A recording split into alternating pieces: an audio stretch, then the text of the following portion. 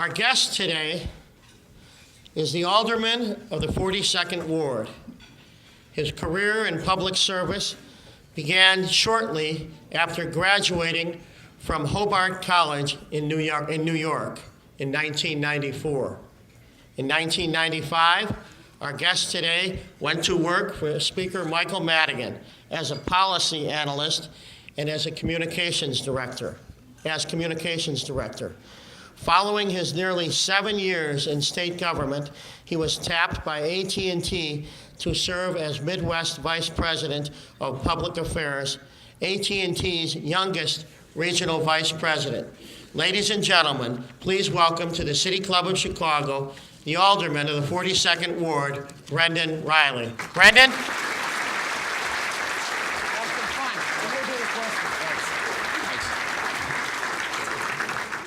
Thanks, Jay. It seems like just yesterday we were busy losing a gubernatorial race together. Just kidding. Jay's a great guy and certainly a class act, and I'm thrilled to be here this afternoon. Having been to dozens of these luncheons, I'm truly honored to be invited here to speak with you today. First, I'd like to take a few moments to introduce myself. During the aldermanic elections, I enjoyed reading the media reports that referred to me as a political hack, a lackey of organized labor, a henchman of House Speaker Mike Madigan, and an opponent of downtown development. The list goes on. Unfortunately, the column space and airtime that's dedicated to aldermanic campaigns is limited, so I wasn't surprised at all or especially bothered by these oversimplified and generally inaccurate descriptions of my candidacy. But for those of you who don't know me, I'm here to set the record straight. I am not the boogeyman of downtown Chicago. I became involved in politics and government, at an early age. I caught the political bug as a sophomore in college when a friend of mine suckered me into going door to door on a low-level judicial race in upstate New York. And although knocking on doors is not the most glamorous job on a campaign, I found that I really did enjoy engaging voters, talking to them, and listening to their concerns and their opinions. I was officially hooked.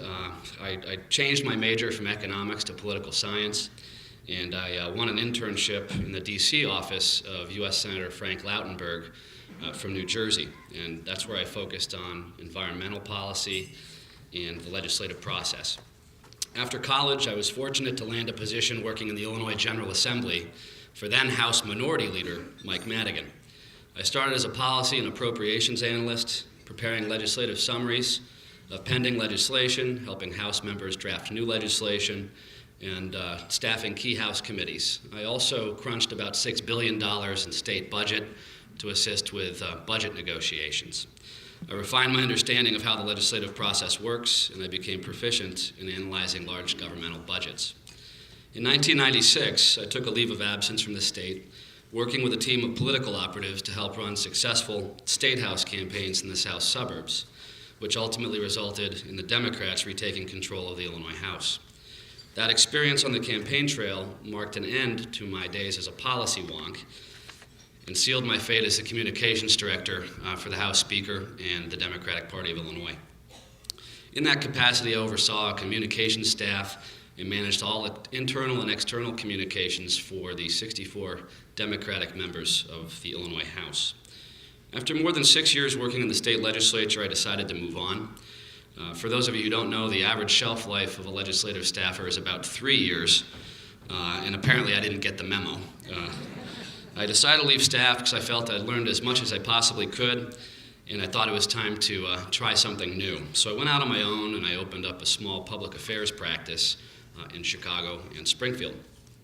Just as my business started to take off, I met a man by the name of Paul Vallis, the former chief of the Chicago Public Schools who decided to run for governor against Rod Blagojevich in the Democratic primary in 2002. After meeting with Paul, I was so impressed by his intelligence, his big ideas, his commitment to open and transparent government, I signed on as his communications director and spokesperson. Well, we all know how that worked out. Paul narrowly lost to Governor Blagojevich in that election. But although he lost, I actually, working for Paul, taught me that government is, what good government is worth fighting for, and that public service can and should be a noble calling. That experience rekindled my strong interest in public service. For the past 5 years, until a month ago, I worked in the private sector as a Fortune 50 executive. I was named Midwest Vice President of Public Affairs at AT&T, and I see them here today. Thanks for coming. At age 30, and at the time I was the youngest executive in the company's then 22-state region. It was a challenging job, and I enjoyed it tremendously. I think the corporate experience will serve me well as Alderman of Chicago's 42nd Ward and our economic engine. I learned how to set goals and priorities, allocate resources, and I know what must be done to establish meaningful public-private partnerships that can make a real difference in people's lives. During the early part of the last century, Daniel Burnham first envisioned an awesome boulevard to connect the Gold Coast residential area with Chicago's central business district, and proposed North Michigan Avenue as a part of his 1909 plan of Chicago. I understand the Greater North Michigan Avenue Association was founded in 1912 to join with the city in implementing that plan, and the rest is history. This public-private partnership widened Pine Avenue by 30 feet, changed the name to Michigan Avenue, and has nurtured what has become, over nearly 100 years, one of the great avenues of the world. These are the kinds of strong relationships that we will need in the future, but they must be supported by broad constituencies of residents and business leaders, the result of communications and transactions that are transparent and capable of tough scrutiny by the public, and must encourage consensus from a plurality of many ideas and opinions. Today marks my 5th week in office, so I'm certainly new to the job as Alderman of the 42nd Ward. The learning curve is steep, but I'm a quick study, and I'm open to creative new ideas and good advice. As I pledged during the campaign, I'm putting all of my effort into this job. My hope is that a year from now, everyone in this room will consider me to be a hardworking, knowledgeable authority on the issues and a strong advocate for the 42nd Ward and the principles of good city government.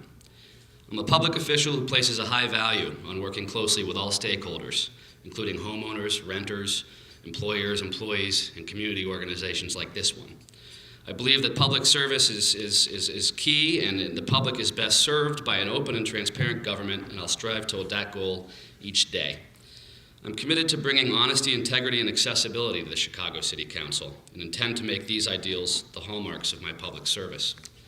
I have a deep respect for what the business, civic, and residential communities have accomplished in downtown Chicago over the years, and certainly I give credit to my predecessor, Alderman Nateris, who dedicated 36 years to serving downtown. And I wish he was here today. I would have liked to have acknowledged him personally. I'm firmly committed to promoting a vibrant and diverse downtown community that promotes sustainable economic growth, a prosperous mixed-use central business district, and the highest quality of life standards for my constituents. The job of 42nd Ward Alderman is very much a balancing act. The 42nd Ward represents the face of Chicago and serves as the city's economic engine, home to our tourism economy, the hospitality industry, our retail corridors, and most of the city's Fortune 100 corporate headquarters. Looking under the hood, Chicago's economic engine is chugging along. Last year, Chicago hosted more than 44 million visitors, nearly a 10% increase over 2005. In addition, Chicago also enjoyed a 13.5% increase in leisure visitors over the previous year. On the jobs front, the future is looking bright, with economic forecasts predicting strong job expansion through the year 2020. Our office real estate market began a period of recovery last year, with positive absorption, dropping vacancy rates, and stable or rising rents. From 2000 to 2006, more than 2 million square feet of retail space was added in major projects. And Millennium Park spurred hotel development in the Central Loop, which currently accounts for over 1/4 of our hotel activity. Speaking of Millennium Park, today, the city received even more good news. According to Priceline.com's annual survey of the 50 most popular tourist destinations for the upcoming Independence Day week, our own Millennium Park area earned the #1 spot on that list for the 2nd year running, placing us ahead of the Las Vegas Strip and Upper Midtown in New York City.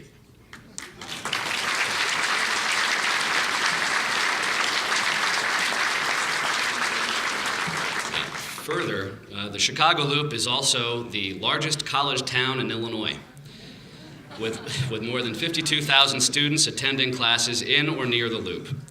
With more than 12,000 employees, higher education institutions in the Loop collectively represent one of the city's top 25 employers. This is quite significant, as these institutions spend more than $345 million on goods and services each year, generating more than $770 million in direct and indirect economic activity, resulting in an estimated 13,500 jobs here. That said, this ward is also home to tens of thousands of downtown residents, the people who hired me to serve as their alderman, and the people who moved here to enjoy all the great amenities that the 42nd Ward has to offer, and to enjoy a healthy quality of life in our residential neighborhoods. My goal is to foster an open and productive dialogue between downtown residents and businesses, to build public-private partnerships that will help move our great city forward. Downtown residents and businesses share common goals, promoting balanced, responsible growth, ensuring our infrastructure keeps pace with that growth through a solvent and efficient public transportation system, working to reduce crime and improve public safety, supporting our cultural and civic institutions, and preserving open green space whenever possible. I believe that working together, we can achieve great things in each of these areas. I was told recently that as Alderman of the 42nd Ward, I represent the second largest economy in the state of Illinois. And I'm sure that comment was intended to alleviate any pressure I might feel as the incoming Alderman. But seriously, that's a fact I don't take lightly. I understand the importance of this ward to the city of Chicago, and I look forward to working with you every day to keep the city of Chicago's economic engine running smoothly while ensuring the needs and concerns of downtown residents are addressed in a fair and open manner. I'm eager to address the challenges facing our downtown community. Since my election on February 27th, I've immersed myself in learning the zoning and plan development process and developing working relationships with each of the city's key agencies, while spending equal time visiting with condominium associations, neighborhood groups, and business organizations to better understand the local concerns of each neighborhood in the 42nd Ward. As Alderman, I have several priorities for my first term in office. I want to work to improve our transportation policies, supporting and enhancing our public transportation system, and working towards initiatives that reduce traffic congestion and improve pedestrian safety. I want to determine how city government can better deliver basic services to keep our neighborhoods attractive places to live and work, particularly when it comes to cleaning streets and alleys, removing refuse, and servicing malfunctioning city equipment. I want to work with the Chicago Park District to maintain our precious downtown green space, improving our local parks and creating new open space in the downtown area whenever possible. I want to ensure the city's urban planning process strikes the delicate balance between the needs of property owners and developers with the need to keep our downtown neighborhoods the most desirable to live in for many years to come. I want to work closely with the Chicago Police Department to improve the security of downtown residents and to protect private property, not only by supporting CAPS programs, but also by using my office as a conduit for residents and businesses to work with law enforcement to develop creative new solutions to keep our neighborhoods safe. I know that the related problems of homelessness, panhandling, street performing, and illegal peddling is increasing. I want to address these concerns both by strengthening the city's human services network and assisting charities critical to the proper care of our most vulnerable, while also working with the city agencies to better enforce existing laws. There are many other issues I look forward to working towards tackling in the years to come, and with your help and input, we can do that. Fortunately, the 42nd Ward does not have the serious economic and social problems that many other wards across the city must confront. But we have a litany of challenges that require the prompt attention of city government. It is my job to identify the challenges, be diligent in pursuing creative solutions, no matter how complex the problem, and build coalitions that can sustain the prosperity of what I think is the best ward in the city of Chicago. Thank you again for having me here today. I really did enjoy it, and if I have a few minutes if you'd like to ask me any questions. Thank you.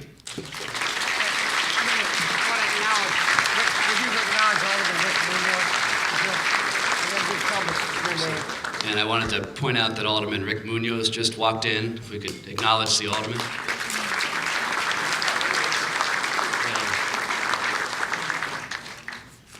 I always have the first question.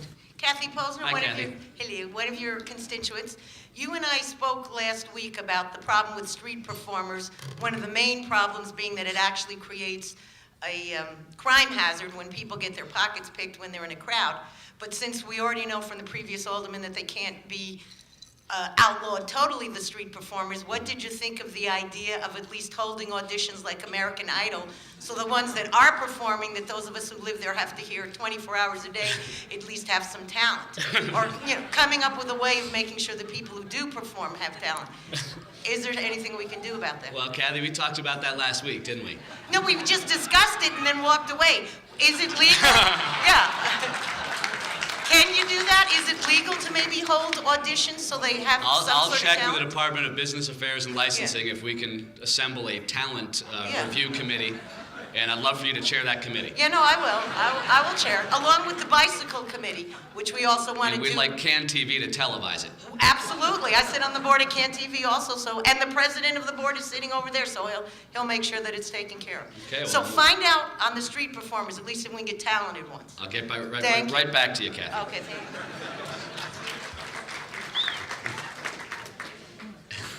If there's any other questions, just state your name and go up to the microphone.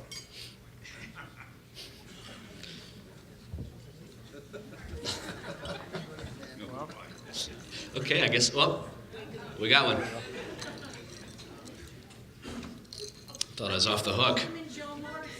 Oh, thanks for coming, Alderman Joe Moore.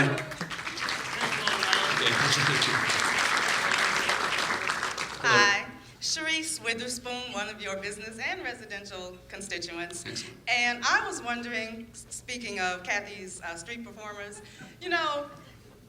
recently there were some people playing chess outside Millennium Park, and it seemed like a great cultural exchange, and the gentlemen were saying that they were being forced to move closer to Jackson, perhaps, because they were being regulated as street performers. Okay. And as a result of something that they said snuck through City Hall on Mother's Day. And it just seemed like such a loss because of the way that it was attracting theoretically intelligent individuals, diversity, people who wanted to play chess as opposed to bad talent. So Sure. is there something that may be done to bring back that type of social exchange to the Millennium Park area? I can certainly look into it, and it may be that there was a strict interpretation of the ordinance, that these folks didn't have permits, but they were set up in the public right-of-way. We can look at that, though. It does seem that that's not the intent of the ordinance, so we can certainly check that out. And then one more quick question. I appreciate that you said you wanted to meet with condominium associations, and I know in larger buildings that can be large associations and certainly would not include all of the residents. But do you think it's feasible for you to also pursue getting feedback from the residents? Because the area is so great. Many of the condo association members on the board are absentee owners and don't have the same interests as those who live in the area. Yeah, and I'm glad you raised that. Actually, I spend every night during the work week meeting not only with condo boards, but condo associations and neighborhood groups. One thing that we're going to be doing in the next several weeks here, probably 4 or 5 weeks, we're sending out a neighborhood by neighborhood constituent survey via mail and also through your local neighborhood association. And those won't just be true or false and multiple choice questions. There'll be many open-ended questions there. So we're going to review that not just for quantitative data, but also for qualitative data. I want to hear your concerns on paper, so please respond to those. We're also talking about forming neighborhood advisory committees. Right now we're dividing the ward into 6 sectors, and we'll be assembling neighborhood advisory committees over the summer. And the hope is that each neighborhood group can send a delegate. We'll do a lottery pool for condominiums that want to send a delegate. And the hope is to, on a every other month basis, meet to discuss local issues, upcoming development, so I can get your input. One other thing, and then I'll stop, is we're talking about doing quarterly ward meetings, where basically I get up on stage, we open up an auditorium and let people vet their concerns and throw rotten fruit or whatever it is they want to do. So I want to be as accessible as I possibly can to residents here. All right. Thank you very much. Thank you. He's president of the board of CAN TV, so he can put you on. All right, excellent. In case I Peter Scozzi with the Metropolitan Planning Peter. Council. Good afternoon, Alderman Reilly. Hey, I'm wondering if you could share with us with us some of your current thoughts on the proposed relocation of the Children's Museum to Daily Bicentennial Park? Yeah, that's a process that is going to be, open and transparent. There have been several iterations for a museum relocation plan. The end of last year, I think Mayor Daley and Alderman Terrace had agreed on the Columbus and Monroe location. I understand that since the election, the museum is elected to pursue again the Daily Bicentennial Park site on the northern corner of the park. This is going to be a pretty contentious issue, to be quite frank. I have thousands of residents that live in the upper Randolph corridor that are very concerned about substantial increase in pedestrian traffic, vehicular traffic, and they want to make sure that those concerns are addressed by the museum. The museum, as I understand it, has a new plan, a new proposal, which they believe will address many of those neighborhood concerns. And actually, at the end of this week, a series of invitations will be sent out to each building in that neighborhood, inviting them to meet with the museum and their architects to review the new proposal and to gain community input. And that's going to actually happen in the middle of July. I'm going to bring objectivity to the decision-making process. I certainly want to hear the questions residents have to ask. I want to hear the answers the museum has to provide, and then we'll sort it out appropriately. But it'll be an open process. There won't be any surprises. Thank you. Bruce Dumont from the Museum of Broadcast Communications. As the area becomes more and more popular with tourists and certainly the recreational and the entertainment community, and also as more and more high-rises are going up, what can you tell us about parking, where the increase will where people will park, and also what is the linkage when you build a new building? How much of that building for that property is actually on site, or should be on site? Thanks, Bruce. I'm learning a lot about parking since I took office. And in fact, I've been in a series of meetings with folks in planning, Department of Transportation, OEMC downtown.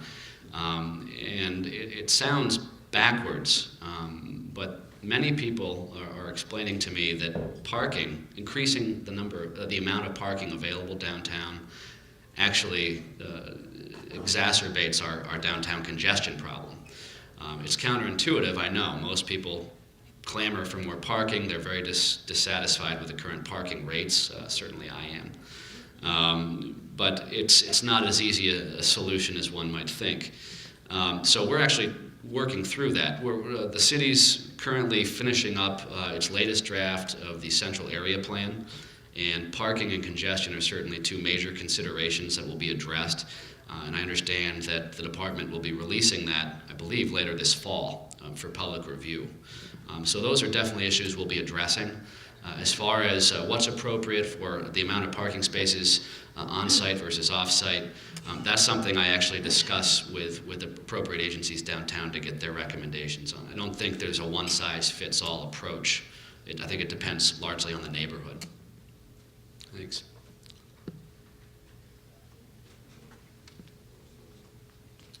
Hi, Alderman. Hi. Chase Castle with Chicago Public Radio.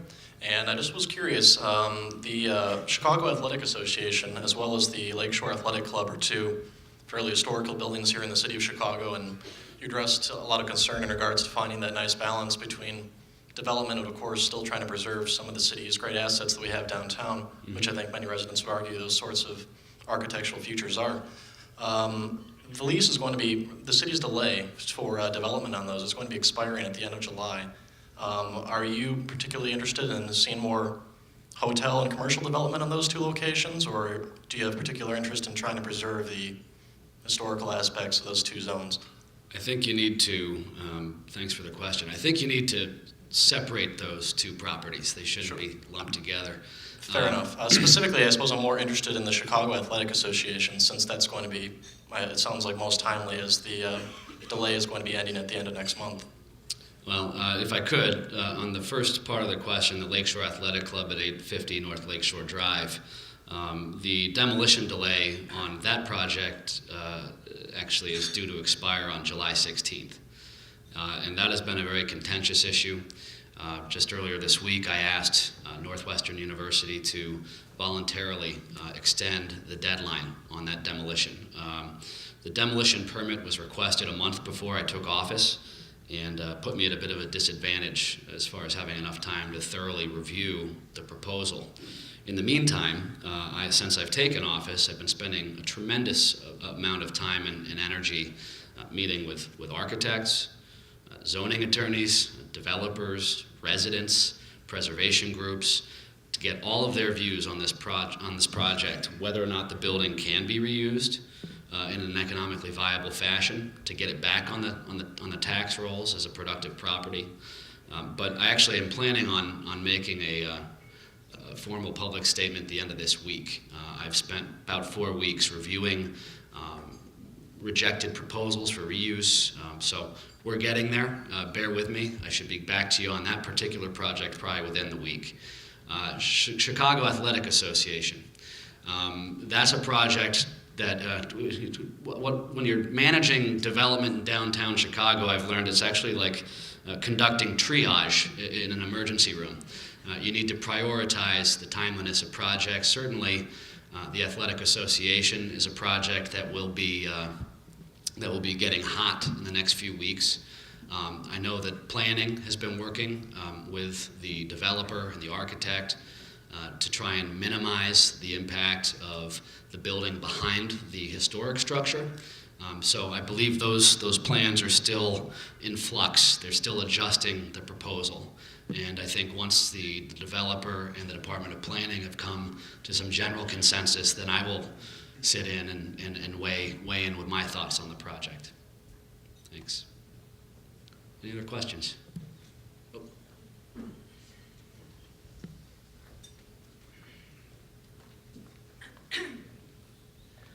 Sharon Alter, a resident of your ward. Hi.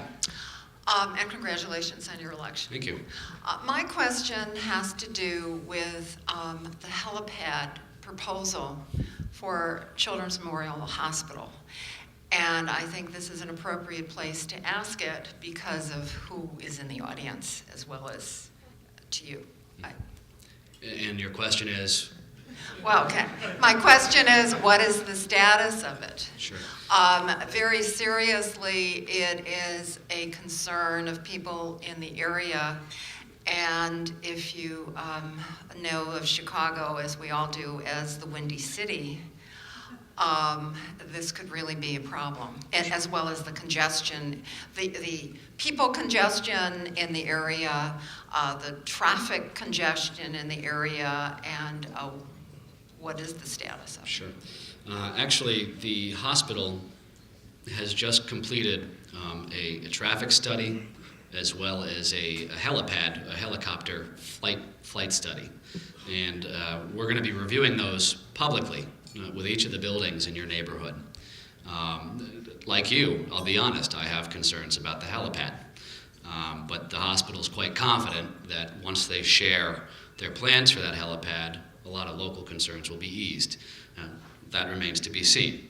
But we will, the hospital, I think, has done a very good job of reaching out to neighbors in Streeterville to discuss these plans as openly as they can.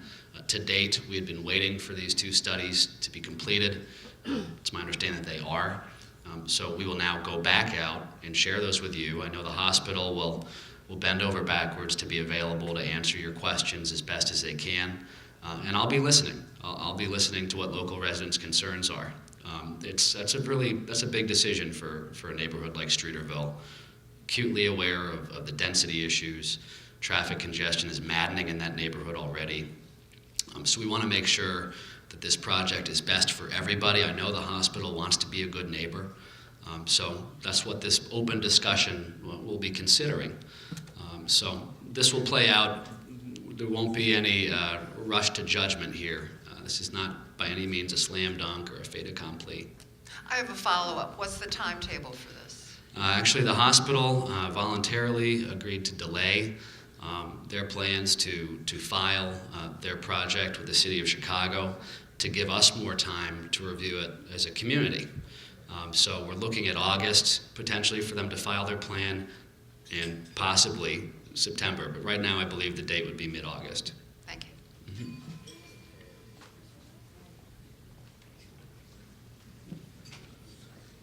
Bob Whistler with the Chicago Chamber of Commerce. A gratuitous comment on the helicopter pad, if I could. I live about a block and a half from Children's Memorial Hospital now, right on the flight path of the helicopter. And I can tell you, from our standpoint, we've been there for 20 years, it does not happen that often that the helicopter actually is in action. And every time it does, I feel great that some child's life is being saved. So I can tell you that.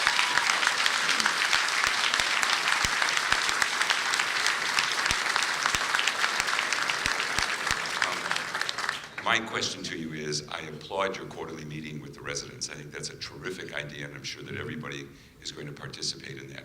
You have an amazingly diverse ward. Not only is it a major residential ward, it's the heart of retail of their city, it's the heart of transportation, it's the heart of the college portions of our city, same for the hospitals, and for the business community. I would like to ask you, are you considering having the same kind of quarterly meeting for the business community? Actually, you and I and Jerry Roper discussed that about 3 weeks ago, and so you know the answer. Yes, of course. Just wanted everybody to hear that. He doesn't trust Jerry to carry the message. Anything else? Give me a little gift. You got one more? Oh, is there one more? Okay. You gotta do one more. Thank you. My name is Prince Reilly. I work in the Loop, and so I guess I could say I'm a constituent by virtue of employment. The primary concern that I have is I've noticed that we haven't moved as aggressively in the 42nd Ward to make environmentally important changes in the use of recycling and certainly use of energy. I'm one of those fluorescent bulb counters. When I go through a retail location and I see, they're still burning incandescent lights, or they're still not, separating their garbage and stuff, I get a little angry about that. Because I feel that for leadership on other communities, if we can't do it in the richest, most progressive ward, how can we tell other communities to do it? So I'd be very interested in hearing your thoughts on how you're going to encourage more green thinking among both the residents of our ward and the businesses. Sure. I don't have a real smart answer for you now, but I can tell you, certainly I applaud the city has been encouraging developers, whenever possible, to try and qualify for LEED certification for their buildings, which is, I think, a step in the right direction. We know that Mayor Daley has promoted aggressively the use of green roofs. But you're right, the city's recycling program, to be quite frank, has not worked. And I know that there's been a pilot project in some of the outlying wards of the city that I believe the city's planning on expanding. And I think that's also a positive step in the right direction. I worked on environmental policy when I was a staffer down in Springfield, and actually helped write the law that required the state to recycle, which kind of a novel idea. But no, I'm absolutely open to any creative solutions you might have. The city can do a much better job. I don't think it's for lack of effort, but I think you're going to have a receptive new council that's willing to listen to new ideas. Thank you very much.